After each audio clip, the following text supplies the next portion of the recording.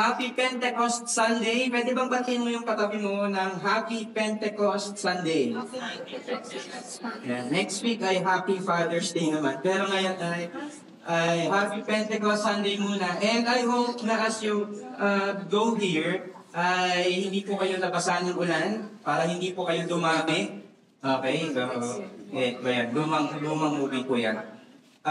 So today we're gonna be continuing, and actually silang naman po yung ating series na The Sounds of Pentecost. So today na din yung last day ng ating series, The Sounds of Pentecost. And as we start this series, or this preaching, can I invite everyone of us to please stand up? We're gonna be reading from Acts chapter 2, 14 to 18. So Acts chapter 2, 14 hanggang 18. So if you're there sa Acts 2, 14 to 18, please say Pentecost. Okay, so let's all read. But Peter, standing with the 11, lifted up his voice and addressed them, "Men of Judea, and all who dwell in Jerusalem, let this be known to you, and give ear to my words. For these people are not drunk, as you suppose, since it is only the third hour of the day. But this is what was uttered through the prophet Joel. And in the last days shall God declares, and I will pour out my spirit on all flesh, and your sons and your daughters shall prophesy, and your young men shall see visions, and your old men shall dream dreams. Even on my male servants and female servants, in those days I will pour out my spirit, and they shall prophesy." Let's pray. Lord, we just want to commit this time of preaching the word today. Ang prayer po namin, Lord, as we celebrate Pentecost, I pray, Lord, that your heart, yung kagaya ng sinabi ni Potion kanina, yung will mo, Lord, yun din yung gusto namin in our lives. Yun din yung gagawin namin. Kung ano yung nasa puso mo, yun din yung mapunta sa puso namin. And so, Lord, as we do that, we're gonna be obedient. We're gonna be answering your call for us to go and make disciples of all nations. That's the preaching of your word today, and that this word is preaching be personal to each one of us today. Thank you, God, in Jesus' name. Amen and amen. So, pwede na po tayong kaupo. And just like last week, kailangan po ng interaction with you. Okay, as I start this preaching. So, meron po ako dito mga ipapakitang translations ng hello. Sabihin nyo nga, hello. Yan. So, hello. In different language, and hulaan nyo lang kung ano pong bansa ginagamit yan. So, okay po ba? Okay, so wala pong premyo ito, ha? Baka mag-expect kayo may pa-ice cream or may pa-chocolate. Wala po. So, just for us to have an interaction. So, the first one ay bonjour. Ano po yan? Is it China, Mexico, Argentina, or France? Wow, ang galing. Alam nyo lahat. Okay, so it's French, of course, from France. Second word. Namaste. Is it Germany, India? Galing na ito eh. Di ba? Wala pa yung options eh. Alam na kagad, di ba? India, right? Ganun. So, India, okay. Galing po yan sa India. It's Hindi. They use that. So, sabihin nyo sa katabi nyo, namaste. Ayan, okay. Mamaya pagkakasalubong nyo sa baba, pwede rin yan, di ba? Namaste. Yan. Hello, yun po yung ibig niya sabihin. Or hi. So, ito. Yeah. Is it Greece? Is it from Sweden, Argentina, or South Africa? Wala na, ano na. Ang sabi gusto naman na ito may konting action. Yeah, namin na lang. Sayo na video eh. Hindi. This is from, ano sagot nyo? This is from Greece. Yan. Ito yung kapartner nung Greek yogurt kanina na sinasabi natin earlier in the service. So, different languages. Ito may bonus round. Okay, bonus round. Ito, hello din to, pero ibang klaseng hello. Kasi hello to pag sumasagot ng mosmos, Ano ba? Japan! Ayan, huwag niyong babatiin ang boss mo sa pag nakasalubong kayo kasi this is hello pagka sa phone, okay? So, different languages and marami pong iba't ibang language that we used to say hello. And pretty much, parang ganito po yung naramdaman nila or narinig nila during Pentecost. Kasi people are speaking different languages. Of course, hindi hello yung sinasabi nila, but they were declaring the righteousness, the goodness of the Lord in them. But pretty much they're speaking different kinds of languages. And yun po yung gusto kong sabihin sa atin ngayon. Pentecost, because today is Pentecost Sunday, Pentecost teaches us and reminds us that the sound of the nations here on earth, probably kapag nagpunta ka ng Siargao or ng Boracay, ng Palawan, there are people speaking different languages. The sound of the nations here on earth is what we're gonna be hearing pagdating po natin sa langit. Sino po dito yung kasama sa langit? Ayan, so konti lang, di ba di nagtaas ng kamay. Pagdating po natin sa langit, we're gonna be hearing different sounds, and that is what Pentecost teaches us. In fact, it's not my idea. It's from the Bible in Revelation 7, starting from verse 9. It says, "After this, I looked and behold a great multitude that no one could number from every nation." Say every nation. From all tribes and peoples and languages. So, iba't ibang lahi, iba't ibang tao galing sa iba't ibang tribe, iba't ibang languages. Ano po yung ginagawa nila? Standing before the throne and before the Lamb, clothed in white robes with palm branches in their hands and crying out with a loud voice, "Salvation belongs to our God who sits on the throne and to the Lamb." And so, when we get to heaven, we're gonna be experiencing or we're gonna be hearing people speaking in different languages, praising the Lord. Diba? So it's an exciting thing to see. Now, paano po nangyari yun? Bakit marami pong mga iba't ibang langit pagdating po natin sa langit? Because God is redeeming people from every nation to Himself. God is redeeming every nation, people from every nation to Himself. Sino po dito yung are glad na kasali po kayo dun sa mga people that the Lord has redeemed? Can you raise your hands? Diba? So masaya po tayo and we're thankful to the Lord, we're praising the Lord, that Lord, thank you kasi kasali ako dun sa mga tao na niredeem mo. Pero hindi po doon natatapos yung storya na yes, I have been redeemed.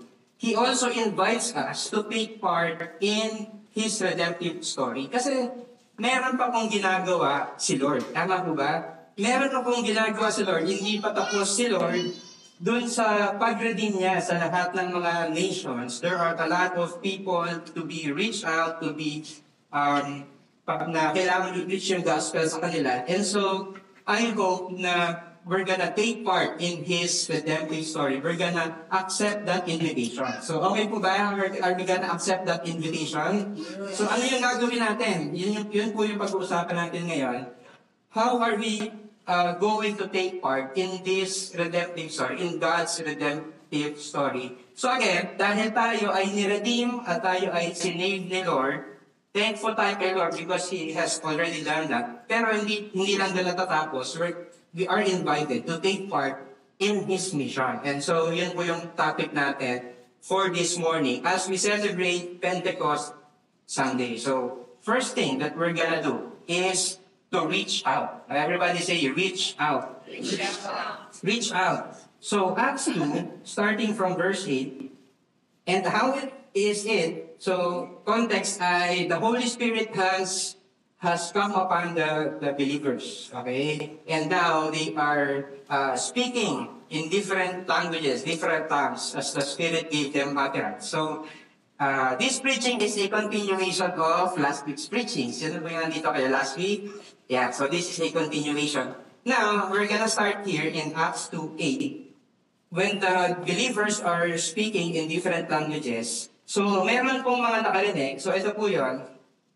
How is it that we hear each one of us in his own native language Parthians and Medes and Elamites and residents of Mesopotamia, Judea, Cappadocia, Pontus and Asia, Phrygia and Pamphylia, Egypt, and the parts of Libya belonging to Cyrene, and visitors from Rome, both Jews and proselytes, Cretans and Arabians, we hear them telling in our own tongues the mighty works of God. And so, again, ang context po nitong pinag-uusapan natin, it's the time of Pentecost. During that time, yung Pentecost ay not the Pentecost that we know right now. Not the Pentecost that we celebrate the coming of the Spirit, because hindi pa naman dumarating yung Holy Spirit during that time. Pero pag sinabi nilang Pentecost at that time, it's a feast.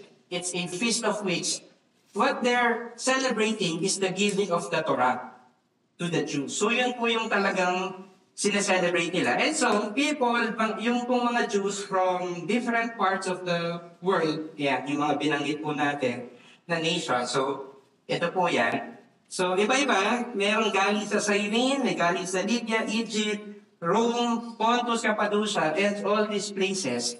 Nagpunta ng Jerusalem to celebrate Pentecost, to celebrate the Feast of Weeks. So, yan po yun. Maraming mga iba't ibang lahi, iba't ibang tao, iba't ibang kultura, iba't ibang languages na nagpunta doon at present during the Pentecost. So, sino po dito you have been to another country? Yeah, so, so some of us, we have been to another country. And last time, or in my past preachings, I've already mentioned that there was a time na nag-work po ako sa India. So, meron na bang nakarating dito ng India? So, I was there for several months, probably mga 7 or 8 months yata. So, the first time I was there, syempre, excited akong kumain ng Indian food. Yan. So, sino po dito yung mahilig sa Indian food? Lahat ng mga spices, mga tandoori, masala. Excited ako because I'm really excited to try new cuisines. So, I'm not familiar, and this is my first time to eat Indian food. So, the first few days, excited ako kasi, syempre, di ba, parang ano kaya ito? Parang nababasa mo, pero hindi mo naman alam kung ano, di ba, ano ba yung tandoori, ano ba yung masala, ano ba yung paneer, ano ba yung mga ganyan-ganyan. So, excited ako to try that until after several days, several weeks, siyempre, yung Pinoy tangko ay naghahanap na ng familiar taste. Meron po bang naka-experience ng gano'n? Yung nag-ibang bansa kayo, sa una excited ka, kumain ng iba't ibang pagkain. Until naghahanap ka na ng kanin, di ba? Kanin, sinigang, yun na yung mga nasa isip mo. So, we went to, para siya isang commercial space. Siguro, kasing laki siya ng Aliw. Yan, Aliw Complex. Yan sa may MacArthur. Pagpasok po namin sa loob, nagulat kami. And to our surprise, meron pong KFC. Finally, may KFC na. Meron ng chicken and gravy. Until pagpasok po namin sa loob, iba po yung pagkain nila. So, pagpasok namin doon, KFC, pero ay, teka, iba pala. Ibang KFC pala to. I mean, KFC siya. Pero ano sa culture nila, yung pagkain. Because, nga naman, syempre, alam na namang magbenta sila doon ng mga pagkain na hindi normal na kinakain ng mga Indians. And so, nakita namin, it's biryani, it's masala, it's tandoori. So, yun pa din, okay? Yun pa din. So, ano po yung gusto kong sabihin dito? When we reach out to the nations, to other nations, I hope natanggapin po natin na they're different from us. They're different from us. Ibig sabihin, when God tells you to reach out to other people, you have to accept na iba po yung kultura, iba yung language, iba yung tradition, iba yung practices, iba yung understanding nila of how things work. When God tells you to reach out to the nations, in fact, kahit nga sa kapwa mo lang Pilipino, iba, hindi palaging parehas yung values mo sa values nila. So, iba yung hobby mo sa hobby nila. You can invite someone to play basketball with you or to sing karaoke with you. Pero, Not everyone likes to sing sa video. Tama ba? So, iba yung language. And we have to accept the fact na sometimes it's inconvenient. Di ba? Na sometimes dudugo na yung ilong mo kaka-English. Yan. So, tingnan mo yung katabi mo kung hindi pa naman dumudugo yung ilong at maraming dalang English. So, sometimes, ganun po talaga, it's gonna be inconvenient, but we have to adapt. We have to adapt because God is telling us to reach up another group of people. Sometimes, ito naman, in the next verse, so narinig nila ng mga iba't ibang lahi, the different tongues. Verse 12 says, and all were amazed and perplexed. So perplexed means puzzled or confused or something like that. Saying to one another, what does this mean? But others mocking said, they are filled with new wine. There's gonna be people na kapag nag-work na yung Holy Spirit and the Holy Spirit has given you that power to preach or to share the gospel to them or to be kind and to be generous to them. Meron pong mga tao na they're gonna be amazed and perplexed. These are people na probably they're curious. Diba? So minsan may mga in-invite po tayo dito sa church and to other churches. Some of them parang amazed and perplexed. First time, tapos wala talagang idea what happens inside the church. Amazed and perplexed. Uy, ang galing naman, ang ganda naman ng worship. Talagang kahit namamatay yung sounds, di ba kanina, namatay yung sounds, di ba? Talagang naramdaman ko yung Holy Spirit. So amazed and perplexed. And alam niyo po, meron pong mga tao na pinrepare si Lord to be like that. Amazed and perplexed. Meron pong, while we were training for our 10 days missions, meron pong kinakwento yung nagtitrain sa amin. Meron pong isang tao na na-reach out in another nation. Kaya lang sa sumama, it's because gusto niya ng pansit kanto. Simple lang, di ba? May nagdalang missionary ng pansit kanto, niluto yung pansit kanto. Binalik-balikan yung missionary because of pansit kanto, napakasimple. Ito yung one of our pastors in China. Meron pong missionary that invited him to McDonald's. Yun lang yung, doon lang sila nagkakilala. Yun lang yung start ng relationship niya with the missionary, McDonald's. So, kumain sila, and now he's a pastor. So, there are people na amazed and perplexed. Some of the people have more complex, parang more complex situation. Yung iba, mas may problema sa buhay, malalalim yung mga problema, pero eventually, nag-ministeran. Pero sa mga simple lang, naghahanap lang ng pansit kanton at ng McDonald's. And there are people who's gonna be amazed and perplexed. Some are not really amazed and perplexed. Some are parang mas difficult kasi they're mocking. Diba? So, verse 13, but others mocking. They're filled with mockery. Yeah. So, nakakasar pa. Lasing lang yung mga yan. Wag lang tignan yung katabi mo, ha? So, don't mock the person sitting beside you. Some are parang hindi as welcoming. Some are mocking, some are confused, some are prideful, some are parang not really open to the gospel. Ano po yung gusto kong sabihin dito?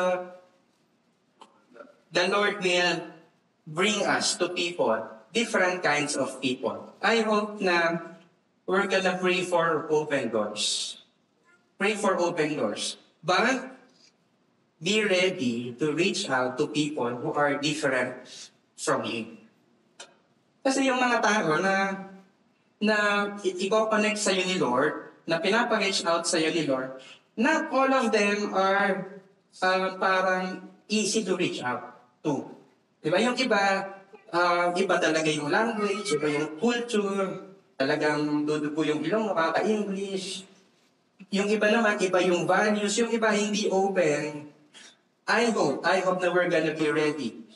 As we pray for open doors, and later we're gonna pray for open doors for us to preach the gospel, not just here in the Philippines, but also all over the world.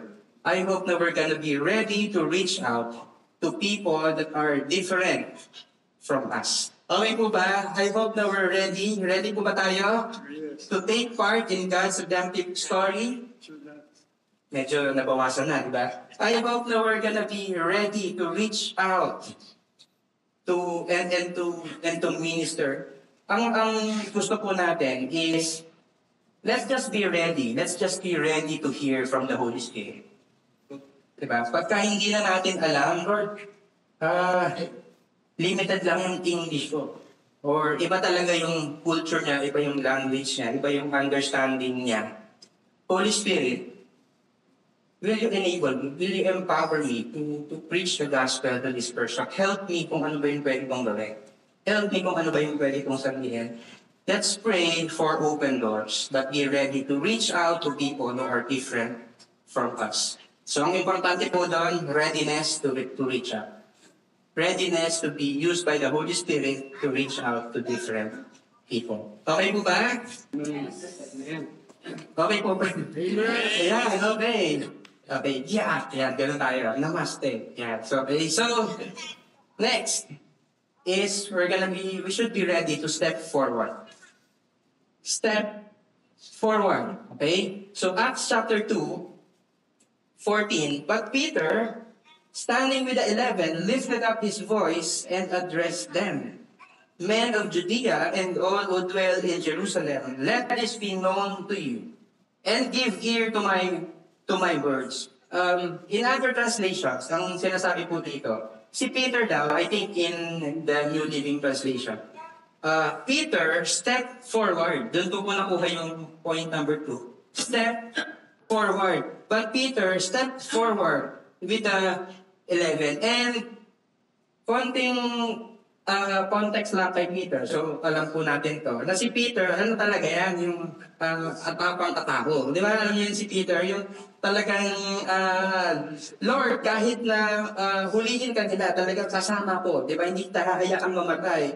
Nung lumakad si Jesus sa tubig, Lord, pwede bang ako din? Lakad din ako dyan sa tubig. So, bold talaga yung, yung character niya.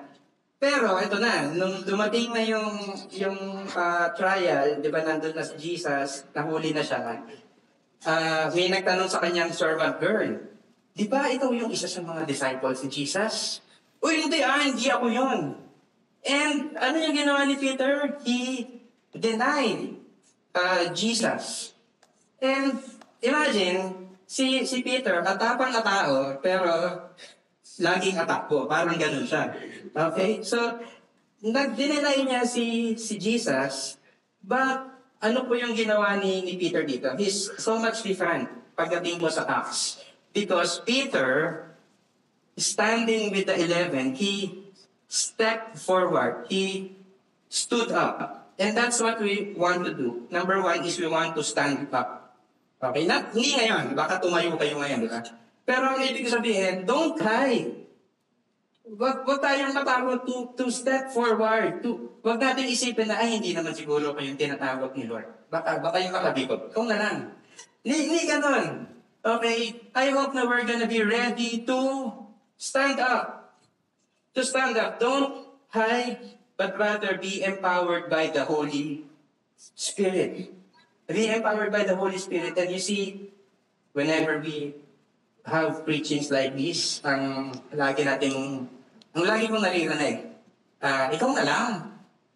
Ikaw na lang, kasi yung tandaan natin. Ikaw na lang, mas bata ka, ikaw na lang. Or, ikaw na lang, bakit? Kasi alam ng mga kaklase ko nung high school kung ano yung past ko. Diba, nagiinuman kami dati. Tapos ngayon, mag-i-invite ako na mag-victory group. Ikaw na lang. Diba? So, we have all of that excuses. Sinasabi natin, hindi ko alam yung gagawin. Hindi ko alam kung paano yung sasabihin. Hindi ko alam how to communicate. Hindi ko alam. Ikaw na lang.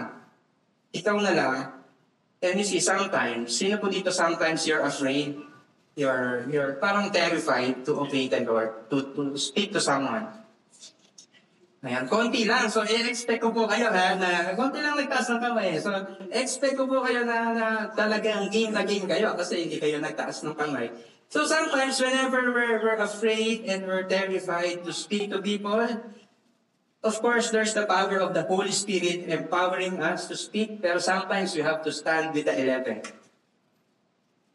It's a practical tip, okay? Paturo ka, Coach Ron. Meron po kasi akong gustong i-one-to-one na classmate. Kaso lang, nahihiya talaga ako, hindi ko alam paano yung sasabihin. Coach Ron, pwede nga akong turuan kung paano mag-one-to-one. Pwede mo ba akong ipag-pray? Kasi gusto kong mag-start ng victory group sa office. Gusto kong mag-start ng victory group dun sa company namin, dun sa business ko. Kaso lang, hindi ko kasi alam kung paano mag-uumpisa. Meron ba tayong mga victory group materials na pwedeng gamitin? Meron ba tayong training? I hope na we're gonna be standing up na sometimes hindi natin alam kung paano yung gagawin. At they ask for help. Stand with the 11. Because ang gusto ko natin is to be ready to step forward. To step forward. Now, I'd like to give you an update sa aming 10 days trip this coming June 26. Last week, I announced this. I told you na answered prayer because my visa has been approved. So thank you for praying. However, that's not the case for all of us. I have to report that yung kalahati po sa amin ay hindi nabigyan ng visa, na-deny ng visa ng embassy. And you see,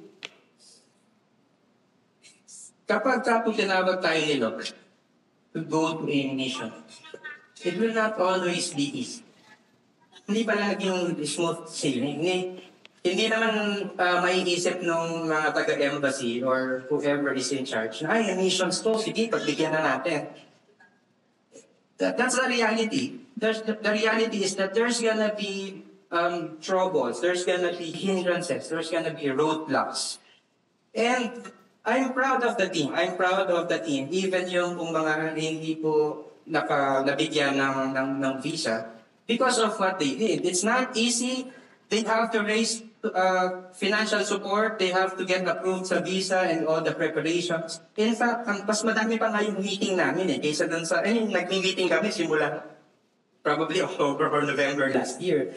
So, ang dami-dami na namin ng meeting. Tapos imagine, after just this week, mas marami pa meron ko pong mga na-deny yung kanilang visa. But I am proud of the team because they are standing up. Standing up, kahit na mahirap, kahit na merong mga challenges, they stood up. And now, here's the good news. Here's the good news. Sa language ng embassy, na-deny po yung visa nila. Pero in our language, in our perspective, they are being sent to another country. That's why they're going to Cambodia. You see, stand up. Stand up. Yan lang po, meron pong, sometimes, yes, it's difficult, it's not as easy. But I hope we're gonna stand up, show up, step forward. Don't think na it's not for you, na para lang yun sa katabi mo. Para to sa ating lahat, because we have been given the Holy Spirit. Okay? And we're doing this because we're coming from a point of victory. The gospel cannot be stopped. The strategies may change, but the gospel can never be stopped. We have to stand up. Some of us, we have to lift our voice. Ito po yung ginawa ni Peter. He lifted up his voice. And some of us, ang problema natin, kaya natin ito hindi ginagawa. Hindi natin alam kung paano. So, alam niyo po kung paano natin gagawin to. Ang pinaka-basic po niyan is the SALT principle. Alam niyo po yan, yung SALT principle. Diba? SALT principle as in, S is, start the conversation. Sometimes you just have to start a conversation. Diba? What happened, Veda? Ganun lang. Diba? Simulan niyo lang. Sorry, puro ganun kasi nasa feed ko Diba? Simulan nyo lang, di ba? Start a conversation, di ba? Hello, what's your name? Namaste. Biglang nagamit yun na yun, ha? Bonjour. What's your name? How are you? Where are you from? Depende sa context niyo. But start a conversation. A is ask questions. Yan, kanina po pala ako nag-ask ng questions. No? Ask questions. Be interested with another person. Diba? Tanongin mo, kamustahin mo siya, alamin mo yung background niya. And yung L is listen. Listen. Makinig ka. Makinig ka. Huwag yung parang nagtanong-tanong tapos wala ka nang pakialam sa kanya. Diba? Hindi. Listen. Listen to his story. Listen to his opinion. To ano yung mga nangyayari sa kanya, kung ano yung ginagawa niya. And then letter T is to tell the story. Tell the story. Tell your story, kung ano yung ginawa ni Lord sa iyo, and tell God's story, kung ano yung ginawa ni God sa atin. So, principle. And when we speak, I hope na we're not gonna be speaking out of a skill. Yung SALT principle is a pattern for us to jumpstart. Pero at the end of the day, I hope na it's not just a skill. Alam niyo yung skill? Di ba kapag meron kang pagkatatawag ka sa phone, may kailangan ka na ayusin with the internet or with Meralco or kung ano man. Di ba? May skill yung sasagot sa'yo. I hope na we're not gonna be like him. I hope na when we lift up our voice, we're gonna be speaking from the heart. Kasi sometimes ang marami sa atin, ang reklamo natin, ay hindi ko po alam kung ano yung sasabihin. Alam niyo kung ano yung pinakamadali, pinakaya niyong sabihin, na kayo lang ang makakapagkwento, yung kwento ng buhay niyo, kung ano yung ginawa ni Lord para sa iyo. Sino yung pinaka-effective na magkukwento ng ginawa ni Lord para sa buhay mo? Hindi ikaw. Ikaw yung mas nakakaalam, ikaw yung nakakaintindi, ikaw yung nakakaalam ng reaction mo, ng naramdaman mo, and all that. I hope na we're gonna speak and trust the Lord that He's gonna be the one who will give us the words to say. Trust the Holy Spirit. Listen to the Holy Spirit so that we can lift up our voice. And yung last, we're gonna address the people. Address the people correctly and address the people respondingly. So, ano yung ibig sabihin nito? Sabi natin kanina, you cannot control the kind of people that God will place in your paths. Kung ano yung klase ng tao na ma-encounter mo, hindi mo makakontrol yun. Pero if there's one thing that you can control, is that you can control your response. You can control your response. And that's why we're doing the SALT principle. We ask questions, we listen. Why? So that we can get to know who they are. Who they really are. Because sometimes, you see, we're gonna encounter people who are successful, at least externally. Diba? Yung successful naman, mukhang okay naman. And meron po akong ganong nakilala. Okay naman, may position, maganda yung trabaho, mayaman. But it's really desperate. He's like really confused in life. Ano ba yung ginagawa ko sa buhay? Tama ba yung ginagawa ko sa buhay? Sometimes we're gonna encounter people na externally parang masayahin, tawa ng tawa, ganyan, di ba? Meron ba kayong kilalang gano'n? Yung tawa ng tawa, kahit wala nang nakakatawa, di ba? Tawa pa rin ng tawa. Mukhang masayahin. Pero when you really talk to them and get to know who they are, some of them, they really feel abandoned. And yung tawa ng tawa, yung pagiging masayahin, it's a defense mechanism. Some people need practical kind of help, practical help. Some people, kailangan nila ng tulong. And I just hope na we're gonna address the people. Alam natin kung sino yung kausap natin. Sabi ni Peter, men of Judea and all who dwell in Jerusalem. He knows kung kanino siya nakikipag-usap. He knows kung kanino siya nakikipag-usap.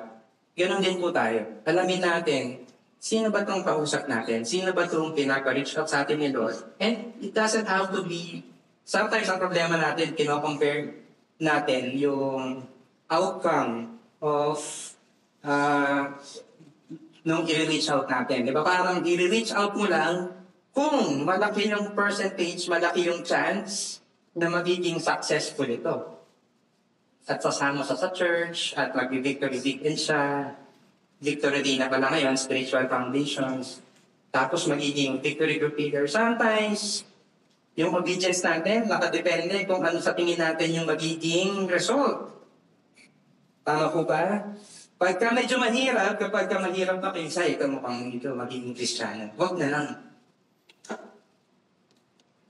I hope na we're gonna be ready to reach out to anyone that God will place in our lives. We're gonna be ready to stand up, to lift up our voice, and to address that person. Regardless, kung sa tingin mo ba ay magiging successful or not, in our eyes, I hope na what we're gonna do is to be faithful and obedient to God instead. Be ready to reach out, be ready to step forward, and I hope na yung readiness natin to step forward is coming from a heart that knows the heart of God. In Matthew 9, so si Jesus was doing the missions. He was healing the sick. He was ministering to the people. Ito po yung description kay Jesus. When Jesus saw the crowds, He had compassion for them.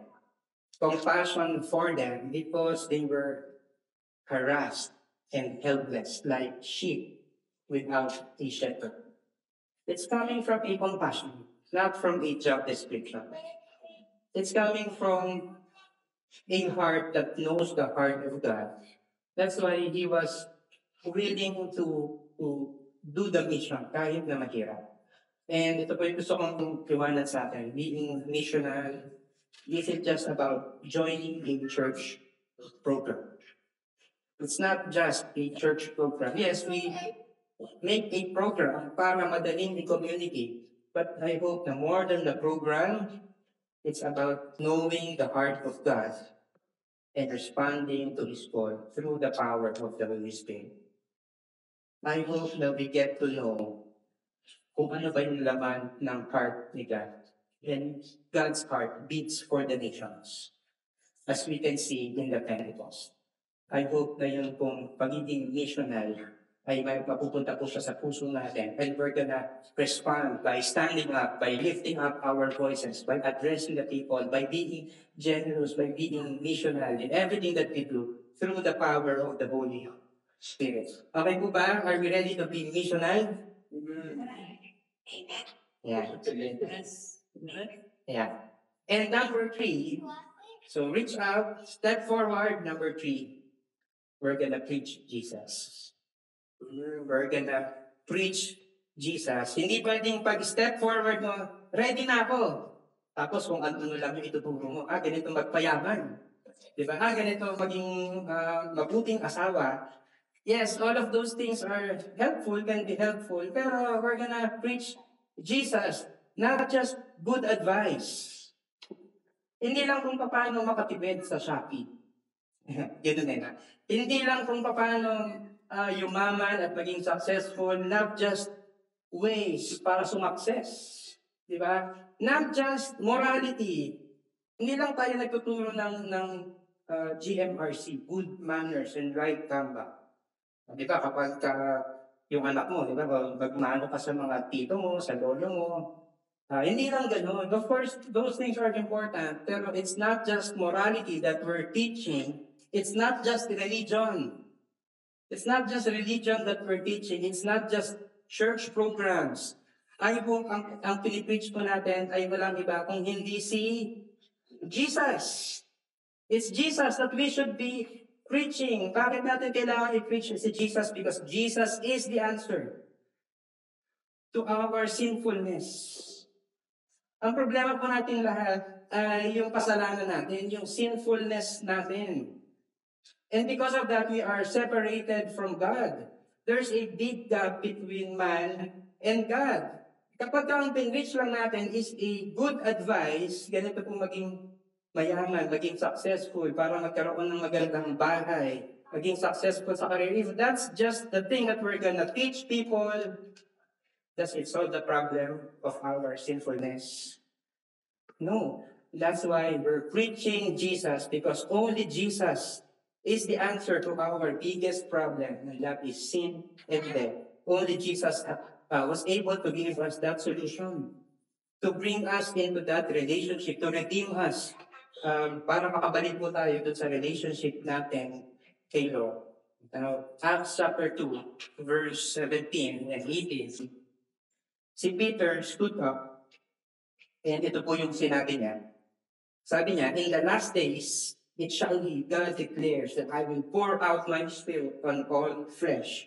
And your sons and your daughters shall prophesy, and your young men shall see visions, and your old men shall dream dreams. Even on my male servants and female servants, in those days I will pour out my spirit, and they shall prophesy. So sino po yung magpo-prophesy? Lahat, di ba? Your sons, your daughters, the young men, the old men, even the servants, they're gonna prophesy. And see, when we talk about prophesying, it's not necessarily talking about predicting future events. When we talk about prophesying, it's speaking the truth boldly, in connection, in alignment with the Word of God. So, ibig sabihin, because of the power of the Holy Spirit, we are empowered to tell the truth of God's Word. And hindi lang nagtapos doon si Peter, tinuloy niya in the next following verses. And mahaba po yun kasi this is 18 lang yan. So, 19 to 36, yung kanyang preaching. Ito po yung summary. Jesus' death was part of God's plan. Kaya namatay si Jesus, part yan ng plano ng Diyos. Okay? Yung mga Jews ay itinapos si Jesus, pero ang totoo niyan, part ito ng plano ng Diyos. Jesus was raised from the dead. So yes, pinatay si Jesus, pero He was also raised from the dead. And it was a fulfillment of several prophecies. It was a fulfillment of several prophecies telling us na ito ay part ng plano ng Diyos. Diba? Na-prophesy na earlier, nasabi na siya earlier, now Jesus fulfilled it when He died and when He raised up from the dead. And pangatlo, now Jesus is exalted as Lord and Christ. Preach Jesus. We're not gonna be preaching of anything else. Primarily, ang sinasabi natin, ang tinuturo natin sa ibang tao is Jesus Christ. Acts 2:36. Ito po yung summary. When of Peter's preaching, when the Holy Spirit has given him that opportunity, that open door to reach out and to step forward to preach the gospel. Ito po yung summary ng kanyang preaching. Let all the house of Israel therefore know for certain that God has made Him, talking about Jesus, both Lord and Christ. This Jesus whom you crucified, He is both Lord and Christ. You see, meron pong when I was in India, this was my boss, Japanese yung boss ko. We were both sent to India, kagaya po ng story ko kanina. I stayed there, kami po nung kasama kong Filipino, we stayed there for 7 or 8 months. Now, yan pong boss namin, ay kasama po namin siya at the start, probably for less than 2 months. And siyempre, 2 months lang, parang limited lang yung time ko to really engage him. But I really felt that the Holy Spirit was telling me to reach out to him, even though he's my boss. So, sinapa ko sa church. Kasi may in-attendan po kami doon, that church, international church. So English speaking naman. So I invited him. And to my surprise, biglang sumama. Sama ako, ganyan. Siyempre yung Japanese na sinabi ko, hindi nagtagal. And I found out, na kaya pala siya sumama, kasi when I say church, ang idea niya is the physical church. Alam niya, yung type na Catholic church na marami stained glass, may painting, may parang old structure. And he's fascinated with that. Not really sa worship. He's just fascinated to go inside a church. So, imagine, kaya lang siya sumama because of that. And I realized that inviting him to church, kasi yun pong church, ay hindi po ganun yung itsura niya. Yun pong itsura ng church in India, ay nasa loob ng hotel. So yung itsura niya, parang function room ng isang hotel. So, walang mga ganun, stained glass, puro cortina, puro pader, ganun lang. And so, I figured out, hindi enough that I invite him to church. I tried to preach the gospel to him. Yun kung siya po ay hindi talaga fluent in English. Medyo nag-aral siya ng konti, medyo alam niya ng konti how to speak in English. But if you have studied language, syempre ang unang tinuturo sa language, hindi naman yung mga words na nasa Bible. Tama ba? Ang unang mga tinuturo, what is your name, yung hello, how are you, yung mga ganon. How to count. And so it was a challenge for me to really share the gospel to him. So nag-Carabao Japanese ako. Tinry ko talaga. So, kung may Carabao English, nag-try talaga ako, Carabao Japanese. And I don't know, I just felt it in my spirit na I have to reach out to this person. I have to step forward. I have to stand up, to lift up my voice and to address this particular person. And to just share to him the gospel dun sa context niya. And nag-agree naman siya sa akin. But after that, hindi ko na po siya nakita sa church. Kasi bumalik na siya ng Japan. So, I don't know. Actually, hindi ko na po alam kung ano yung nangyari. Marami na po nangyari. Na-move na po siya ng department. Hindi na po siya yung talagang kasama ko sa work. I just trusted the Lord. Lord, I don't know. Hindi ko alam kung naintindihan niya. Hindi ko alam kung ano yung reaction niya. Amazed and perplexed. I really don't know. Or minamap niya ako in his mind. But Lord, I just obeyed. That's it. Ikaw na yung bahala kung paano mag-grow yung seed that has been planted in his heart. After all, sabi mo naman sa Bible, your word is like the rain and the snow. Yung rain and the snow, pabalik-balik lang po yan, di ba? Siling mag-evaporate, mag-precipitate, mag-uulan. Pero what happens is that it will not return to God without accomplishing its purpose. And so that's the thing that I did, I believe.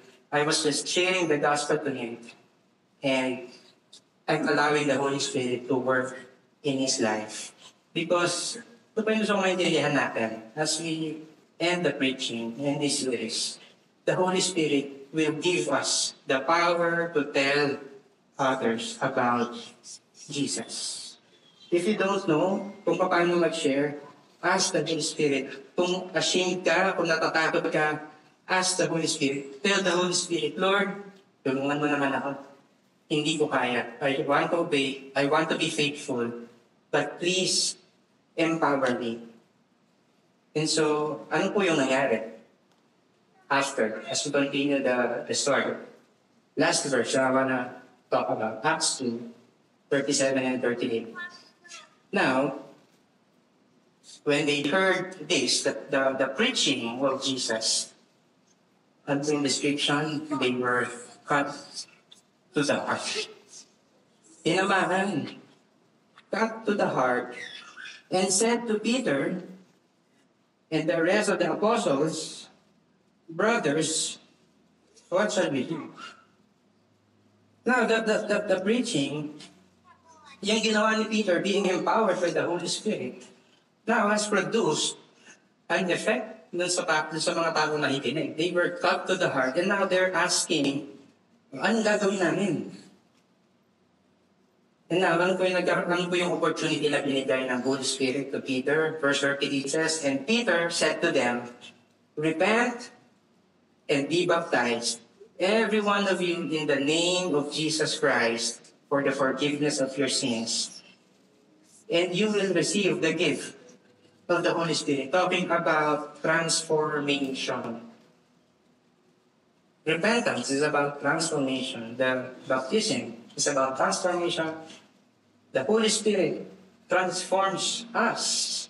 Transforms us from being selfish people who only thinks about ourselves and our family to people who can be used by God to advance His kingdom. Sino po dito again, you're glad that the Lord has redeemed you.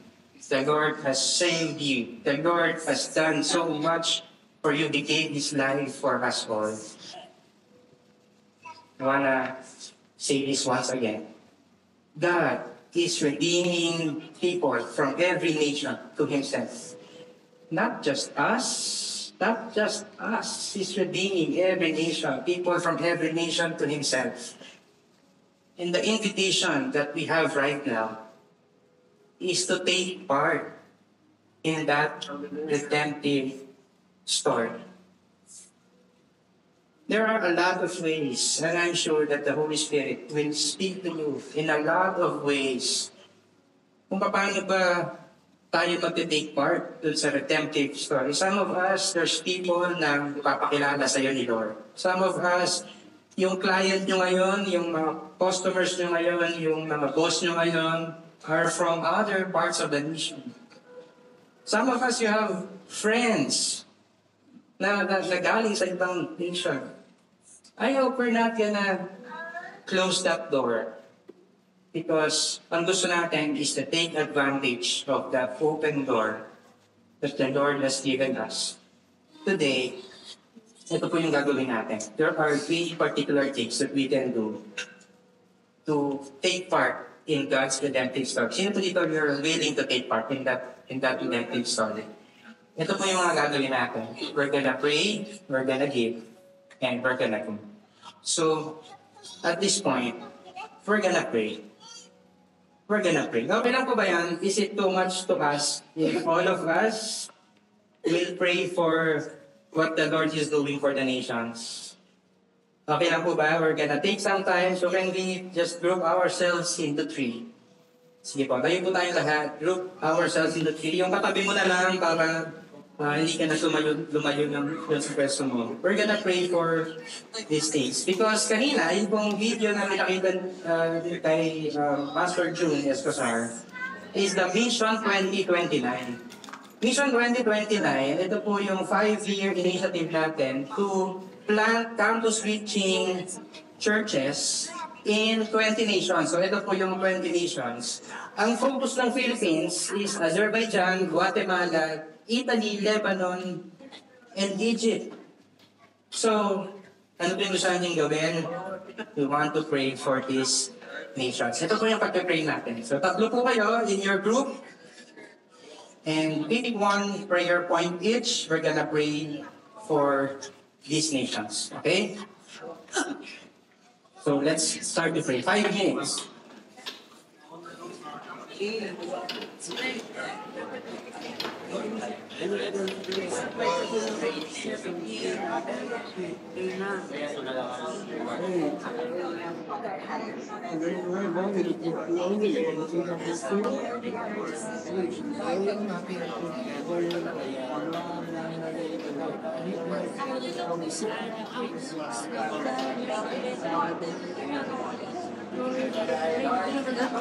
Ay, sabi ka, pray for me.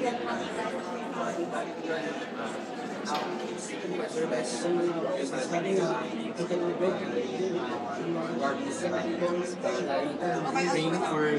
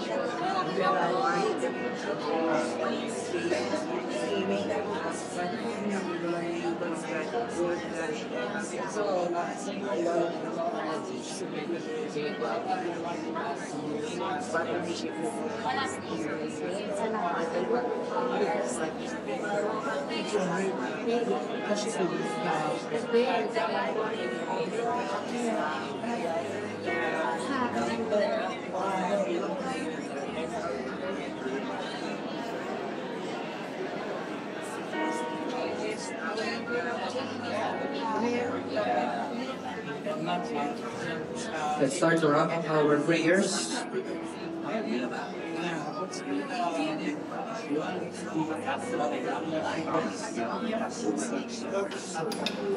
Lord, thank you for the opportunity to get realigned with what's in your heart. And that is the nations. Lord, every time na we are thinking of other nations, probably ang iniisip lang namin ay what we can get there. Meron bang trabaho, meron bang pwedeng pasalan, or whatever. But I just pray that you will realign our hearts. We're going to be missionary as the Holy Spirit transforms us. I pray, Lord, that you're going to be sending out mission teams to different churches, particularly in Azerbaijan, to Guatemala, to Italy, to Lebanon, and to Egypt. And that we're going to take this seriously, praying, giving, and voting. Because this is not just a program, this is more than a program. This is your heart for the nations. Thank you, God. And thank you for the opportunity to advance your kingdom in partnership with the Holy Spirit. Thank you, God, in Jesus' name. Amen. Amen. you can think that we're gonna do if we're gonna give. If the Lord tells you, if the Lord has put it in your hearts to give and to take part in these missions, meron po tayo ditong QR code that we're gonna post. Ito po yun. Picture niyo po. In fact, in the Bibles that on your seats, meron po diyang postcard. So please take out the postcard. Nandyan po yung prayers na pinag-pray natin kanina, prayer points that we have prayed kanina. And nandyan din po yung QR code. So if the Lord has been telling you, ito po yun. If the Lord has been speaking to you to support by giving, please take some time later to scan the QR code. By the way, sa inyo na po ito. Pag nakita, lagay nyo sa ref. Okay? Pag nakita nyo po ito, please pray. Okay? Lagay nyo sa isang visible area sa bahay nyo. Please pray. Okay? So that's I hope na we're gonna take this seriously. Prayer and giving. And last is, if the Lord is calling you to go. Sino po dito you know that you have been called by God to go? Diba? Some of you, you're gonna be called by God to go short-term missions, to go into short-term missions.